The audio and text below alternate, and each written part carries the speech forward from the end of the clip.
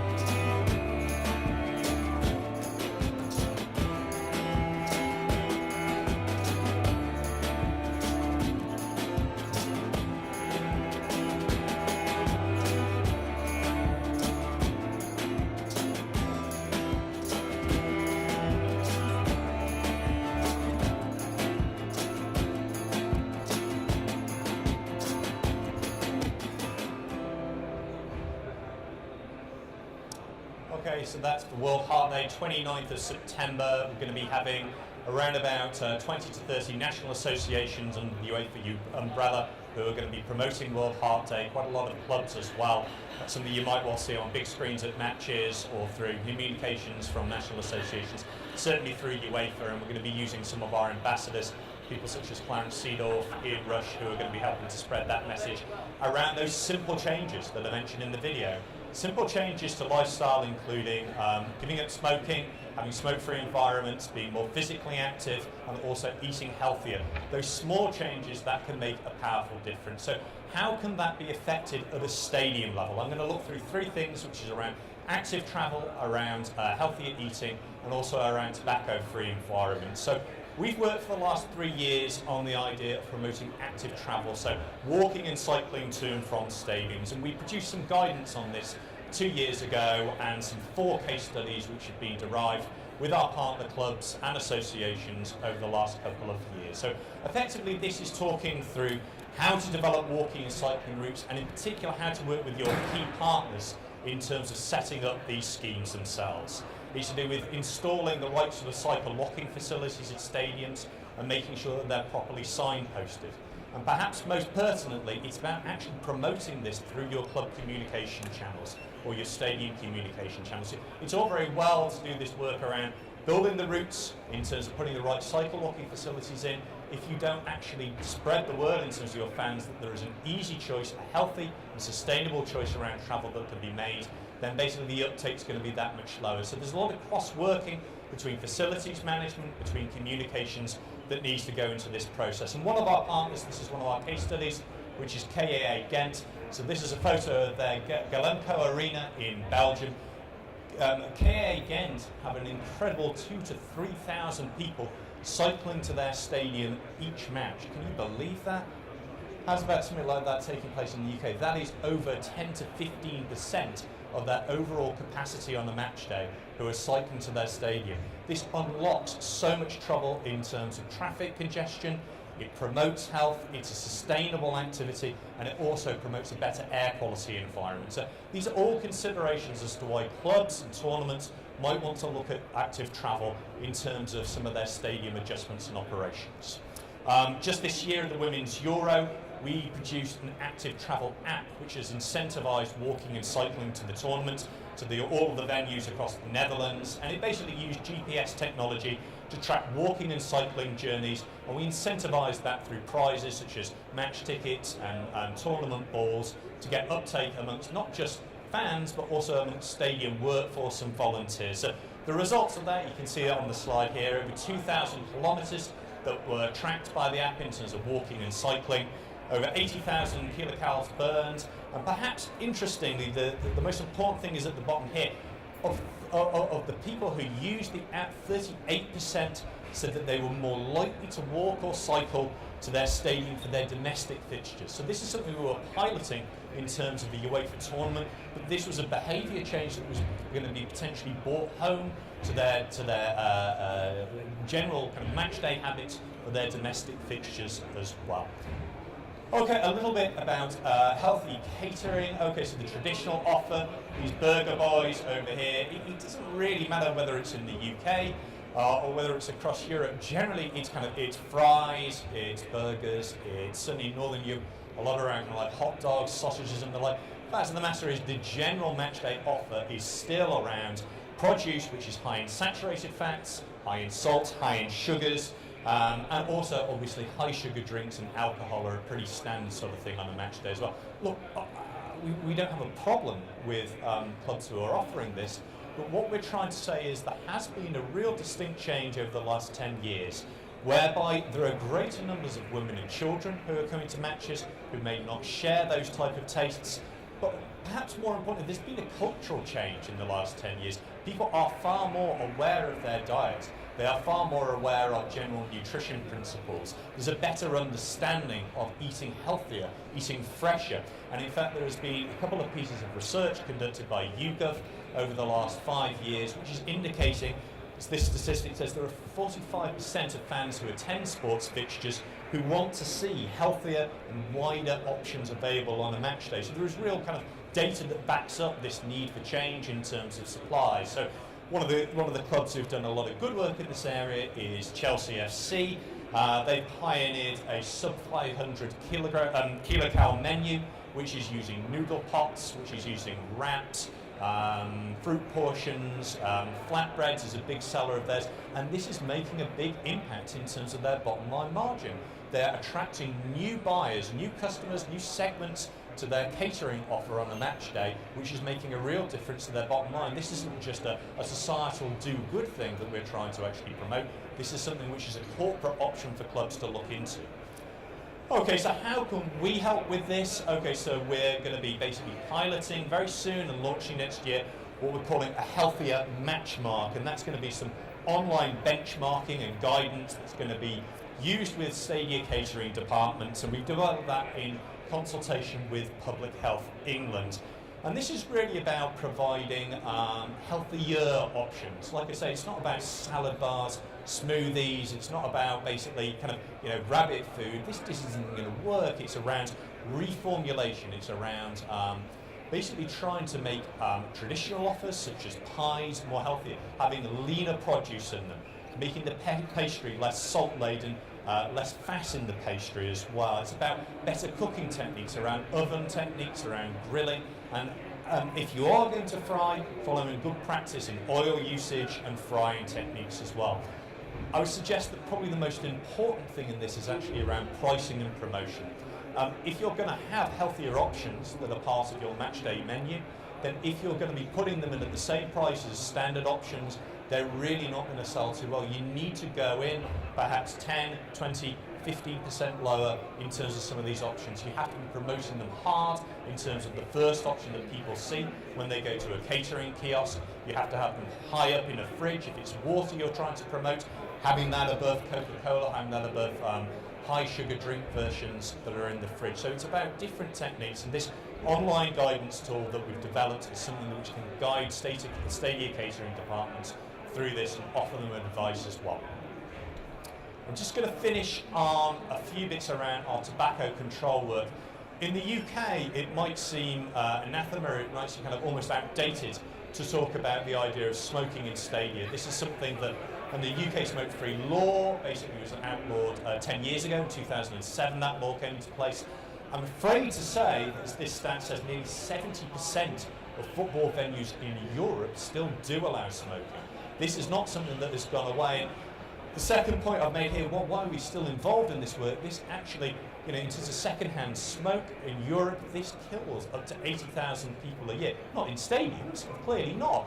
But, you've got 70% of stadiums, you've got young people, you've got children who are inhaling pretty poisonous, toxic smoke that have real serious effects in terms of bronchitis, in terms of emphysema, in terms of long-term cardiovascular problems.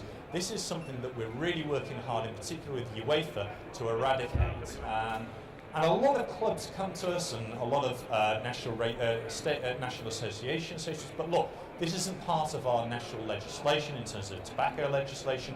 The fact of the matter is, they can actually integrate this into their stadium regulations. The classic ground regulations that you'd see outside a ground, i.e. the conditions of sale for tickets, the prohibited items, prohibited behaviours. This is something that they can do under their own volition. And in fact, Barcelona did this in 2012. This is their smoke-free campaign that they ran to sensitise people in 2012. There's a very weak tobacco control law in Spain, and they went out kind of sticking the neck out. They wanted to make their stadium, Camp Nou, a tobacco-free stadium to promote the health of all fans and workers of the stadium. And this was actually very well accepted amongst the fans and has been embedded into their practices for the last 5 years. So we produced this guidance document that basically talks through consultation with fans and stakeholders. It talks about how to develop an effective timeline and policy that can be put in place, how to communicate that through signage, through press releases, how to train your stewards, how to enforce this programme. There's lots of case studies and signage examples and templates within the guidance, which is now available in French, German, Spanish, Italian and Russian language, which will be used for the World Cup next year. This has been used by the Belgian Pro League this season to implement their own tobacco-free policy across their games. So, just to finish on this, we ran UEFA's tobacco-free programme last year at the Euro in France. Again, France does not have tobacco control law which prohibits smoking in stadia. So we used a kind of soft approach. We trained up 110 what we call Respect Your Health volunteers, and they used this yellow and red card system. Here are some of our volunteers down at the bottom. with their yellow cards, obviously your yellow and red card that you normally find in football, a simple warning around the smoking restrictions that are available in Stadia, really talking people through the reasons why we were doing this. There was a health imperative to protect the health of all of the stadium users, and we had some pretty good results from this. Very low smoking incidents in seated areas, and a lot of warnings of yellow card, very few repeat offenders after that as well. So just before I hand over to Chris, I'm just going to turn attention more towards community interventions, so fan and community interventions, and the importance of working with research institutions, the importance of data and building an evidence base for this work. So there's been a lot of work over the last 20 years with football foundations, working with fans to promote health, but I think we're moving to a new phase now where there's a growing engagement with academic research partners to basically have an evidence-based set of data and measurements that can go with programs. And Chris is going to talk you through some of this in terms of the EuroFIT program that we run, but to give you a taster on that, I'm going to show this video which introduces you to the program. It's something that's being run in 4 countries at the moment, and basically this is the EuroFIT program video, and Chris will talk you through that program now.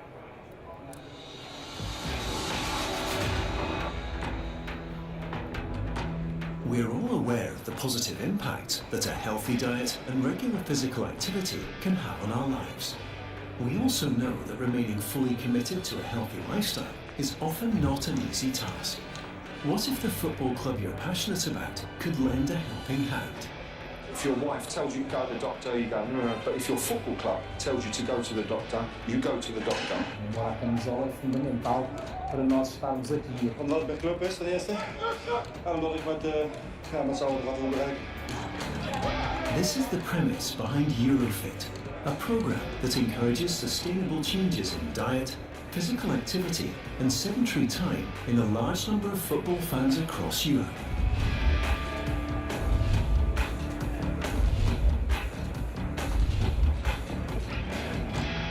EuroFIT is a research study funded by the European Union.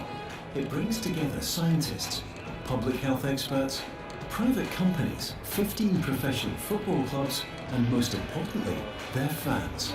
Elite clubs from Norway, the UK, the Netherlands, and Portugal start by recruiting a large sample of volunteers from their huge fan bases.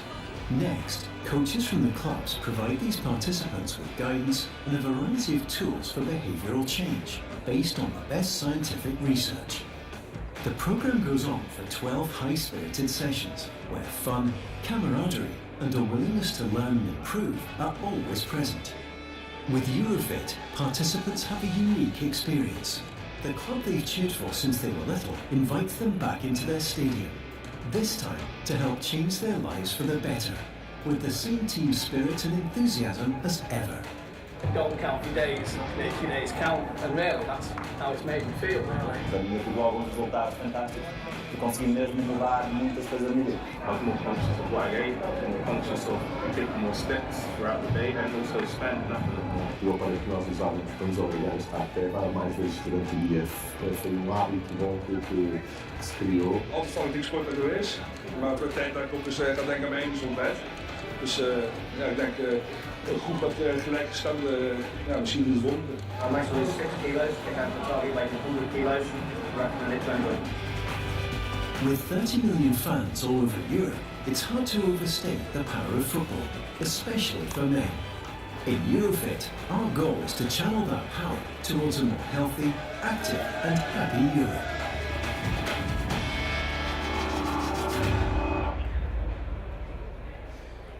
Okay, thank you very much, Matthew, and thanks for showing our video.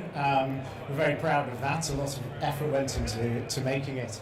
I'd like to welcome to the stage John from Manchester City, who is one of our participants in EuroFIT, and Mike Salah from Everton, who's going to comment on EuroFIT as one of the delivery clubs as well. Now, I'm just going to talk you through a little bit about where EuroFIT came from. It began as a study in Scotland called Football Fans in Training. We started this work back in the late noughties, 2008, 2009, And at the time, we were aware, as I'm sure all you are, of rising levels of obesity across the globe. And at the time in the UK, we were aware of this trend. So in 2003, you can see that the entire country is around 20 to 23% of people falling into the obese category. By 2005, that had risen significantly, particularly in Scotland, and we were working in Scotland. And we know, as I'm sure you guys do, of the effects that obesity can have on health. It can cause hypertension, it can increase your risk of type 2 diabetes, some cancers and other conditions. So we thought, well, how are we going to help men in Scotland to achieve some weight loss and to reduce obesity in the country? We thought about going to the football clubs, and we created Football Fans in Training. And it's a weight management program that is delivered over 12 weeks by community club coaches. It's free of charge, it's based in a group, and your group members are fellow fans more often than not. It's based around a 90-minute program for 12 weeks, and it involves an incremental pedometer-based package of physical activity homework to increase physical activity over the 12 weeks, and also a range of behavior change techniques. And finally, it was sensitized for men. So the idea is that we didn't focus on this program being a diet per se. It was more about just being a bit fitter and a bit more active. And we made sure that the content was very interactive. So the guys didn't have to show up every week for a lecture. They showed up to be engaged in the discussion and learning that was taking place before going on to do physical activity. The results of this study were incredibly successful, and we published them in some of the leading journals in the medical and public health worlds. We attracted men with an average age of about 47, with an extremely high BMI of about 35 on average, which puts those participants at risk, at very high risk of future disease. Most of them had a very high blood pressure, so that's the rough average figure for the cohort at baseline. So that's actually a clinically problematic level of blood pressure. And finally, we were able to attract people from across the socioeconomic spectrum, which is very important when you do health interventions. Often we find that health interventions attract middle class and upper class people who are already quite well off and their health outcomes are good. We wanted to make sure that our program reached those who perhaps didn't have the money to participate in conventional weight management or physical activity programs, and we achieved that. We ran what's known as a randomized controlled trial. I'm just going to give you the highlights from that study. The guys in the intervention group lost about 5 kilograms more in weight than the control group, and that was measured at 12 months, so from baseline to 12 months. These men lost just shy of 5% of their body weight, which is clinically significant and has great benefits for health. The reduction in blood pressure was much greater in the intervention group. So too were the improvements in diet and alcohol consumption, and physical activity was increased, and better mental health was reported amongst our participants.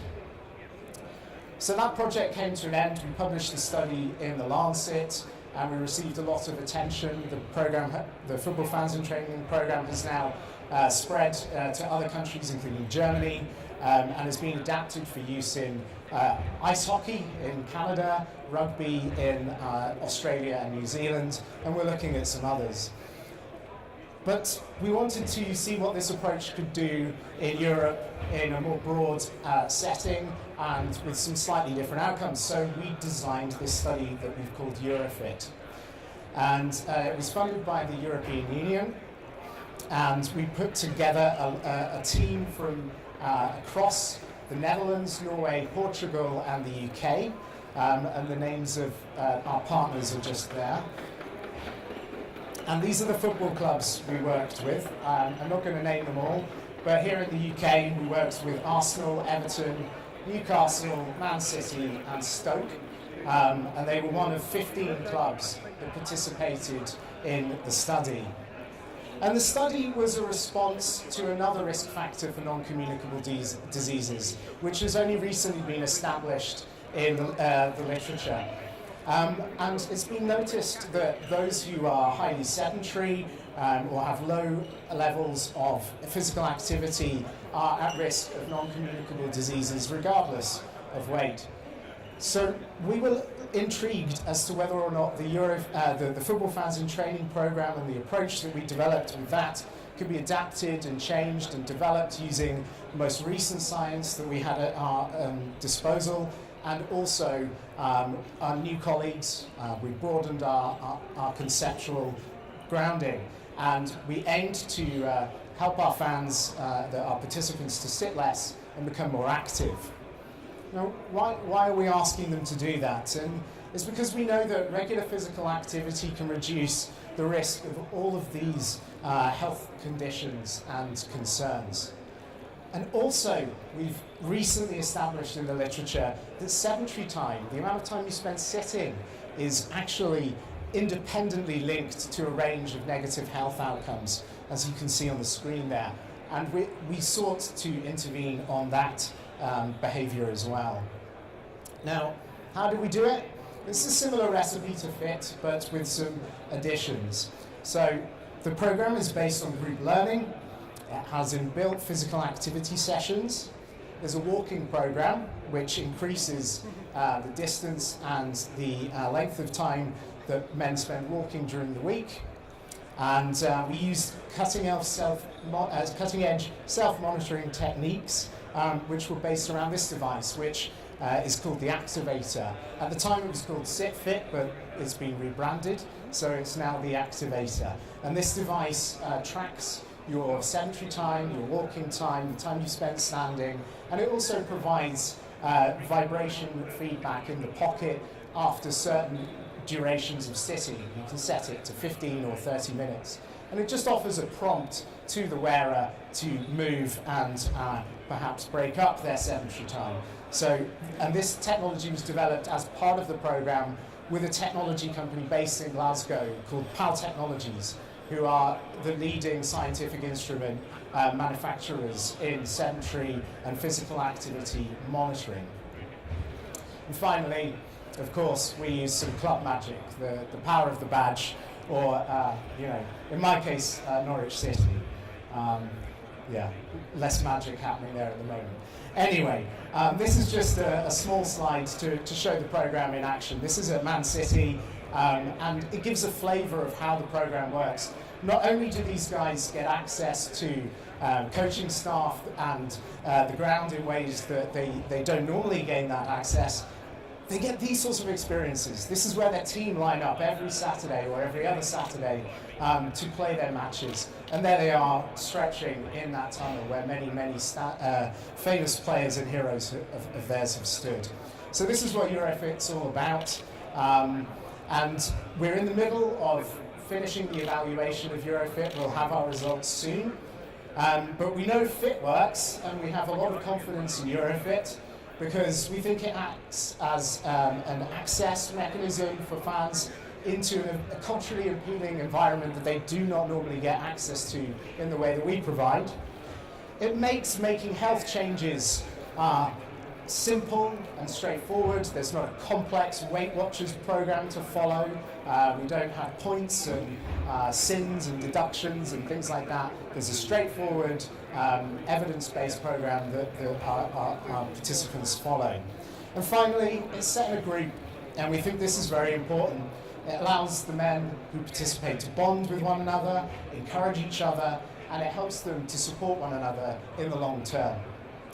And finally, it's based, and I would say this as an academic, on good evidence. We use the latest behaviour change technique taxonomy, and we integrated this with the latest physiology, metabolic science, and other disciplines. So we're confident EuroFIT is going to produce a good result. We know that FIT already has. Watch this space for EuroFIT results. You will see it in the near future. And I should also just mention, because I know I'm running out of time here, that EuroFIT, even though we don't have results for it, has already been adopted in Portugal.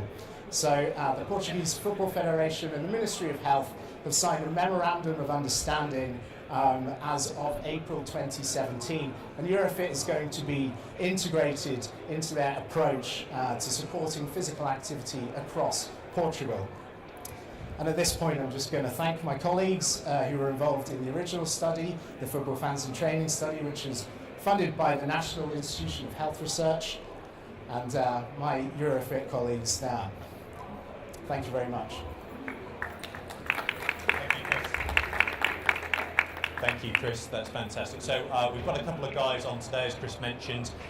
John from Man City is one of the participants in the programme. Mike Saller, who is the Director of Health and Sport at Everton Football Club.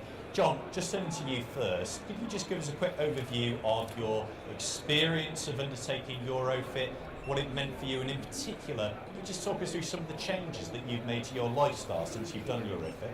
When I first actually started doing the actual programme, I didn't know anything about it. We sat in the classroom, run through a lot of things, mainly about changing lifestyle. One of the things they kept drumming into his heads is drink lots and lots of water. I don't drink alcohol anyway, so that didn't bother me. Then basically we went through the classroom doing all about nutrition, find out what foods are good for you and what's bad for you, and then we did some exercise during the classes. That was how it started off, basically once a week, down at the Man City football ground, down at the academy and everything like that. Basically just exercise and basically run through nutrition, but it opened my eyes quite a lot. Like I say, I told you earlier, I lost about a stone and a half within 12 weeks, and it worked for me. But met a lot of new friends. DJ there from Burnley, he's in it, and these are all different lads. But we've all stuck together. Even after the programme's finished, we've carried on, and we play football on Monday nights now, and it's brilliant. Can I just ask, do you think, what was the main driving force for getting involved in this? Was it the fact that this was a programme being put on by Man City, and the fact that you were able to go to the club and have some of these behind-the-scenes experiences? Would you have done something like this if it wasn't for the fact that it was associated with City? Probably not. Right. Because it's the club that we all love, well, I love anyway. Basically, it gives us a chance to actually get involved and be at the ground doing stuff that we wouldn't normally do. It's been brilliant. Fantastic. Mike, I'm just wondering from a club perspective, you've been involved in a lot of different health interventions over the last 10 years or so, but what was it different about EuroFIT? What did this bring to you as a club in terms of meeting some of your objectives, in terms of meeting some of your indicators on health, and in particular men's health? What was new that EuroFIT brought to your piece? As you mentioned, we've delivered a number of projects which fall in our wider health and wellbeing programme, and I think with EuroFIT it was something which was really pulling on the brand of the football club and the fans' real passionate allegiance to their football clubs. There was quite a wide age range, 30 to 65 I think it was, so it was appealing to a large audience. It was specifically for males. And it opened up the football club. It offered opportunities to access the stadium, access to qualified coaches, fitted to the training ground, which usually are very exclusive areas. And then also for ourselves, it was the strong association with the academic institutions too, working alongside Chris, and having that evidence being embedded into the actual delivery was very important to ourselves, so we could really kind of show what difference this is making to the programme. Can I just pick up on that? Why is it so important to you as a club to be able to work with research institutions like University of Glasgow? What's the value to you as a club in terms of having those evaluations and that data to your hand in terms of sustainability of these type of programmes? In terms of sustainability, one of the big challenges for ourselves as a charity is around funding. In the past, a lot of our funding has come from local authorities, CCG, prior to the CCG, the PCTs. A lot of that funding now is very scarce, if non-existent altogether.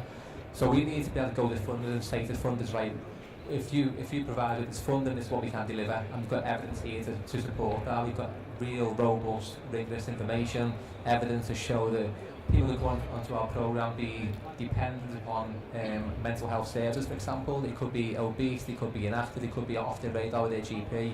Engaged with our programme, we can improve a number of different areas of lifestyle behaviour, help to prevent some of these stats that are being presented earlier in terms of the non-communicable diseases, and also then help people to move into training, education, employment. And when you look at social return on investment, it's those areas which brings back a huge amount of social return, social value.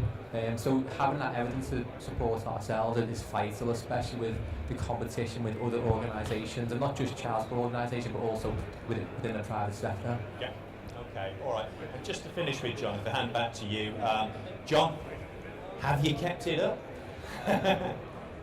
Yes.